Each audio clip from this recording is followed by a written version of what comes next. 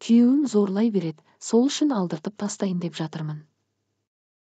Деген келіншектің даусын естігенде қиналып жатсам да, еріксіз бұрылып қарадым.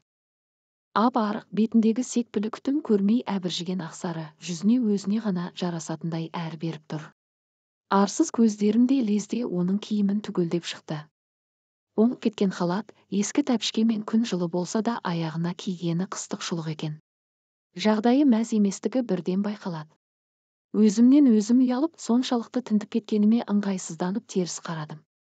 Әлгінде ғана наркоздан оянғамын, соның әсері шығар естігенім деп өзімді жұбатып қоямын тағы. Бірақ құлағым сол сөзді анық естіді. Бір палатада жатқан 5 келіншектің 4-еуі бұрылып қараппыз ғой оған. Ал ол қысылғанда жоқ. Әдетте бәрін басынан өткеріп, ендігі қорқатын ештеңесі қалмаған жағдайда бармаушы еді мұндайға әйелдер. Өз түсінігім солай. Бәлкім қате. 3 айға басқанда құрсағымдағы шаранамның жүрек соғысы тоқтап, амалсыз ауруханаға жатуға тура келген. Көптен сәби иісін сағынған, жоспарлы түрде құрсақ көтерген маған да, күйеуіме де ауыр тиген еді бұл. Өмір қызықсыз, уақыт тоқтап қалғандай күй кешкенімде, ана 3 балаң бар, соған шүкір демейсің бе деп ұрысқаны да әсер етпеген еді. Өмір мен үшін әділетсіз, түнек көрінгенде күйеуім зорлайды, баламды алдырып тастаймын деген келіншекті жаратушы да әдейі жібергендей көрінді. Кешкісін сүлдерімді сүйреп асқа бардым. Мұндайда ешкімнің келмегенін қаласам да, ауылдан жеңгем бір табақ етіп ет асып әкепті.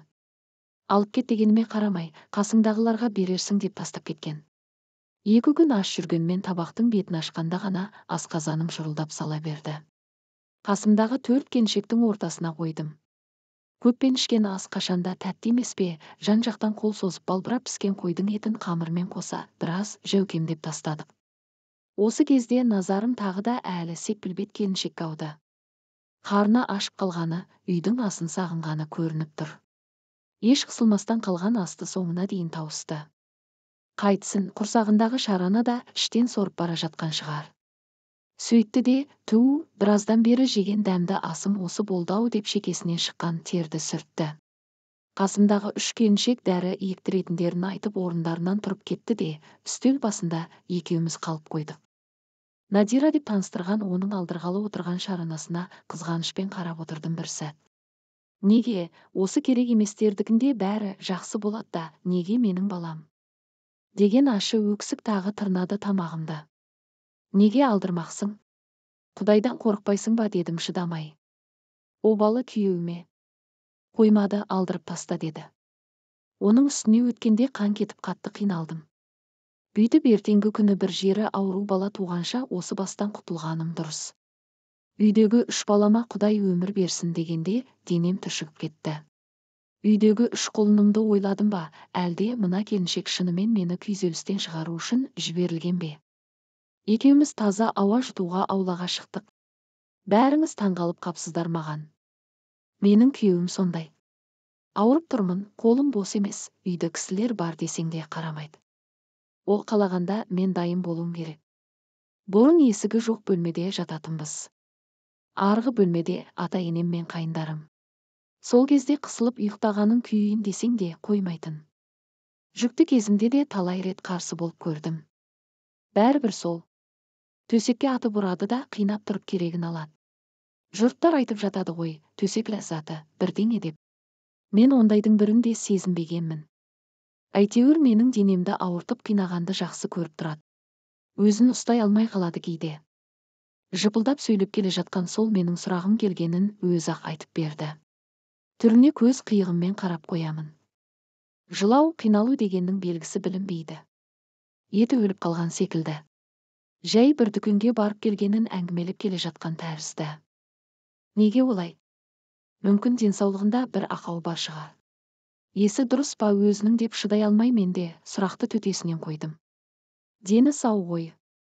Бірақ кейде менде ойлаймын, ақыл есінде кеміс бар шығар деп.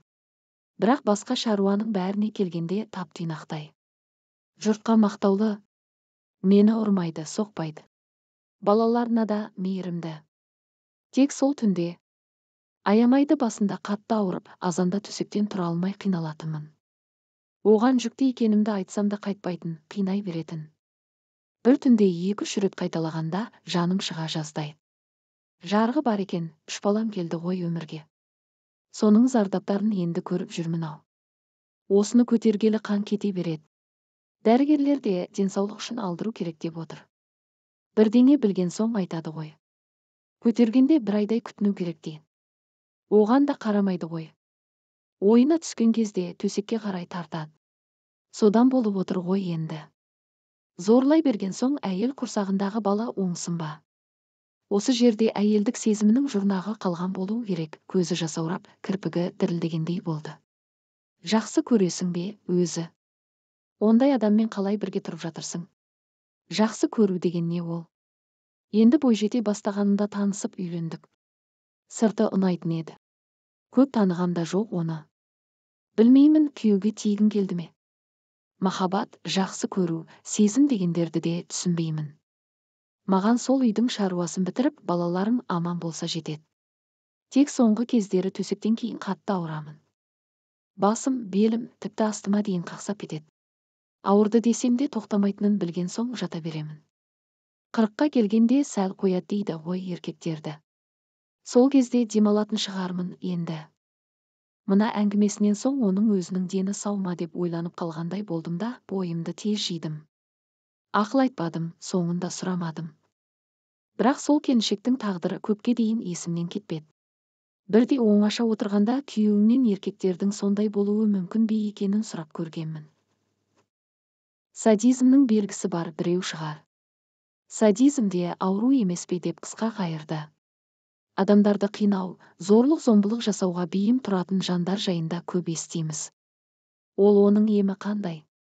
Емі бар ма екен өзі? Бойында сезімі қалмаған әйелдің қылығы да болмайтынын көрсетіп кеткен әлгі келіншек сияқты қаншама тағдыр бар екен әлемде. Үндемей көз жасына тұншыққандар да жетерлік-ау.